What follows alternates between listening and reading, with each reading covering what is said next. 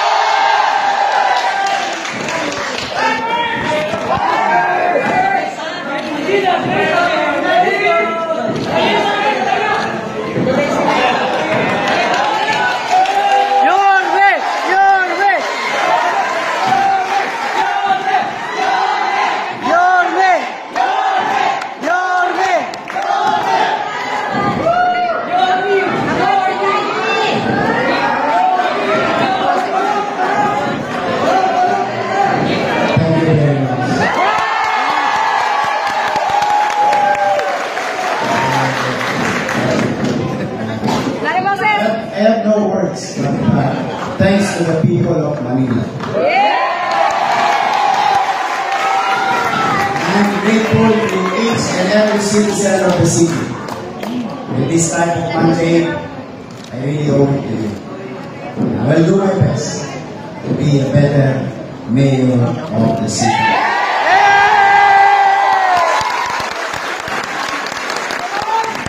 And lastly, alam ko sa June 30 pa uupo, baka naman kumipisa pa yung salita ko ngayon.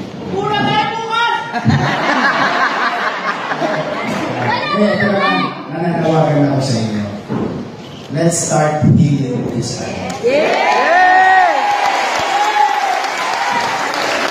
Too many words, hurtful words, thrown to us and to you.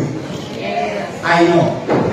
But, sabi nga, let's be magnanimous in victory. Kaya, nananawagan ako sa inyo lahat. Paupain nyo na ang tandaan ninyo.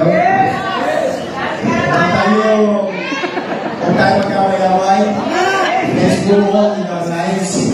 We must work together because together we will make Manila great!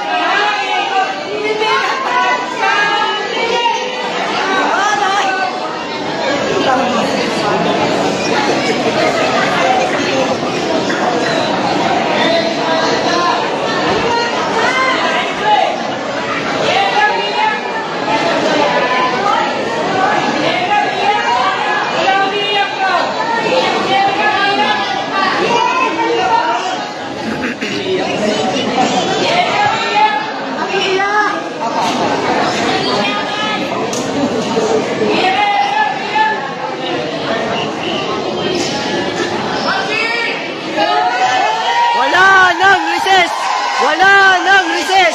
Wala nang recess! Okay. Council of Big Leagues, National Elections, CEF number 24. Certificate of Canvassing Votes and Proclamation of Winning Candidate for Vice Mayor. May 12, 2025, National, Local, Parliamentary Elections, May 12, 2025. We shall present members of the City Board of Canvassers to hereby certify under oath that we have duly canvassed the votes cast in 1,584 Class A precincts for the candidates running for Vice Mayor in the election held on May 12, 2025. Attached there 2 and forming part of few offices stated the votes by precinct CEF number 20-A, garnered by each candidate for the office of Vice Mayor.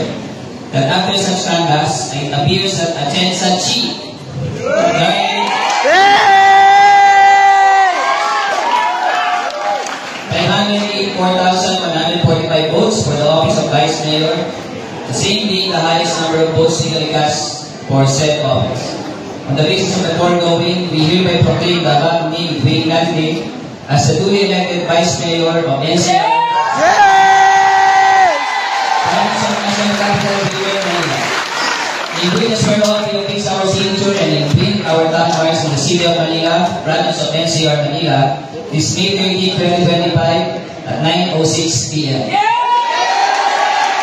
City Board of Canvassers, Jennifer Jimenez, Chairperson, Vice Chairperson, Giovanni Lim, Member Secretary, Elisa Jimenez.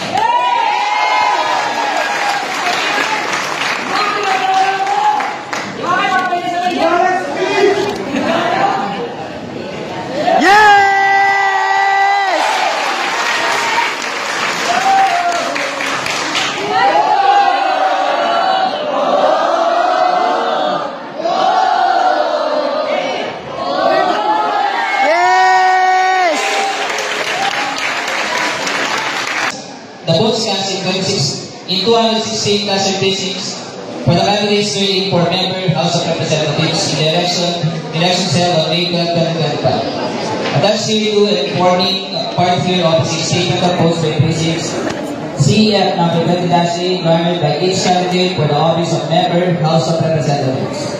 That after such canvass, it appears that Chua Joel garnered 55,007 votes for the office of member House of Representatives, the same being the highest number of votes legally cast for said office.